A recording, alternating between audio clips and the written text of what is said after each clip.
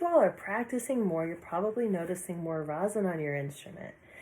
Some of you have even started keeping your violin on a little instrument stand, and it might be collecting dust. So every time after you play, practice, come to class, whatever, I want you to wipe down your instrument. You're going to take a piece of cloth. This is sort of like a microfiber thing, or like a little towel. You can fold it up, and you're going to wipe off the fingerboard and the strings all the way to the bridge. And then you're going to fold it so it's thin.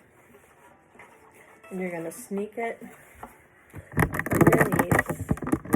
You're going to sneak it underneath the strings where there's a gap there, and you're going to slide it up underneath the fingerboard.